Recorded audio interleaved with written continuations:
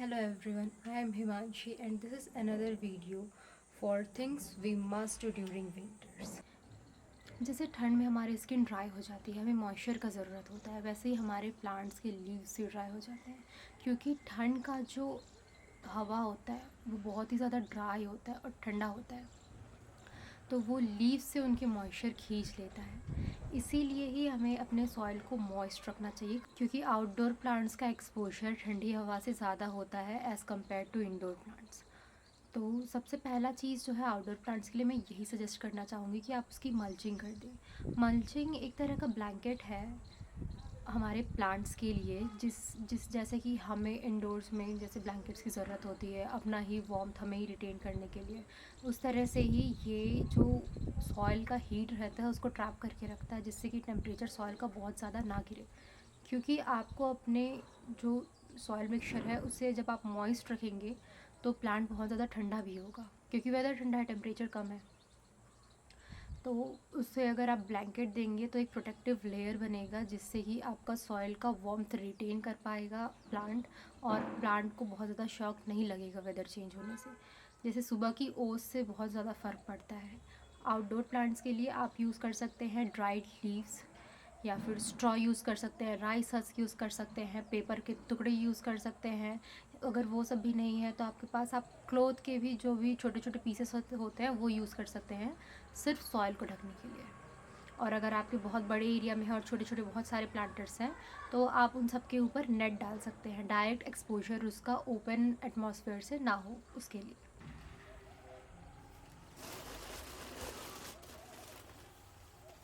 मैं अपने प्लांट्स की मल्चिंग राइस हस्क से करूँगी क्योंकि मेरे पास अभी यही अवेलेबल है, जो कि मुझे बहुत मुश्किल से मिला है। ये भी नर्सरी से ही लेकर आई हूँ मैं इसे।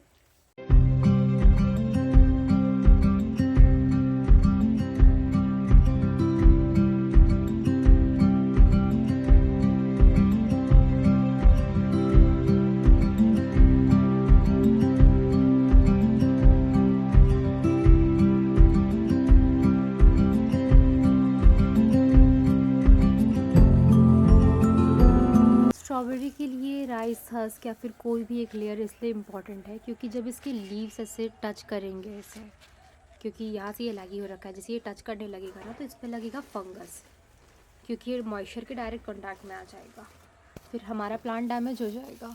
इधर के पहले से टच कर रही थी इसलिए मैंने ड्राइड लीव्स यूज़ किया था, और इस पर एक नया ग्रोथ आ रहा है यहाँ पर। ये रहा, नहीं ये नहीं है, छोटा सा था वो, बहुत ज़्यादा कहाँ गया। ये रहा, 2 नए लीव्स आ रहे हैं यहाँ पे इसके। दिख जा दिख जा दिख जा, दिखा, कोई बात नहीं, नहीं दिखा होगा तो।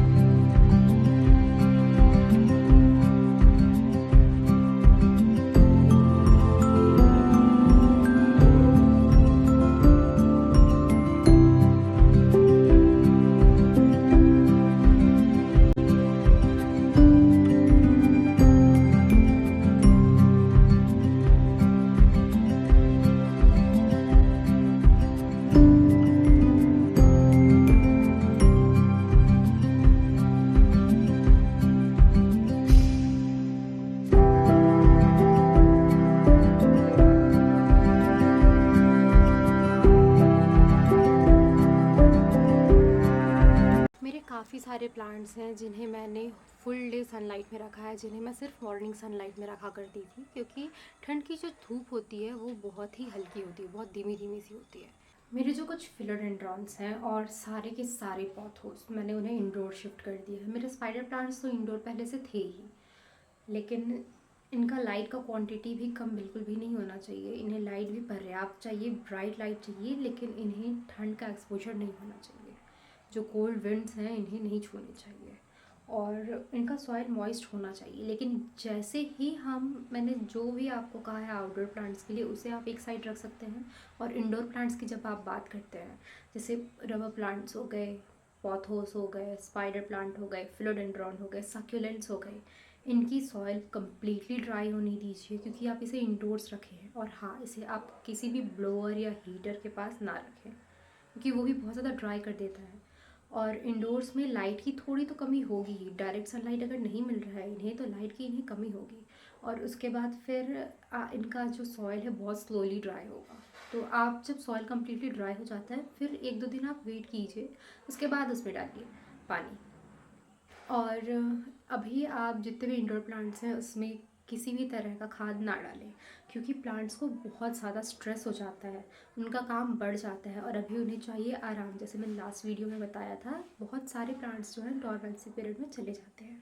मेरी ये सक्यूलेंट्स हैं जो मैं इन्हें दिन में धूप में रखती हूँ और फिर मैं इन्हें रात में अंदर ले आती हूँ। और ये कुछ स्नेक प्लांट्स भी हैं। मैं सेम चीज़ अपने रबर प्लांट्स के साथ भी करती हूँ, ये ब्राइट लाइट में ही रहते हैं अंदर।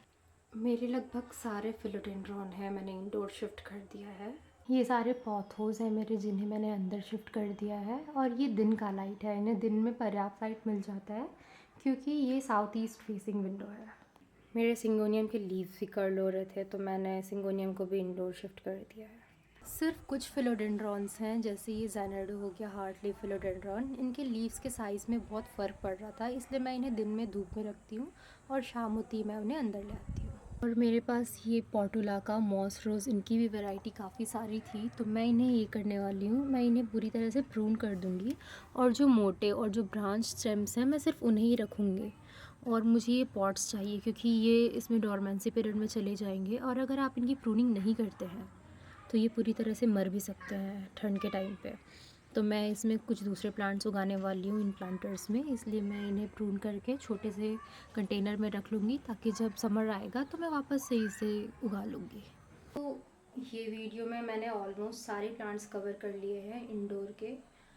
और बेसिकली अगर आपके पास इससे भी ज़्यादा इंडोर प्लांट्स अवेलेबल हैं तो सबका केयर सेम ही होता है, क्योंकि आपने ज़्यादा एक्सपोजर नहीं दिया है आउटडोर एटमॉस्फेयर का, तो उनका केयर ज़्यादा रहता है, इसलिए आप उसे इंडोर्स ही रखें।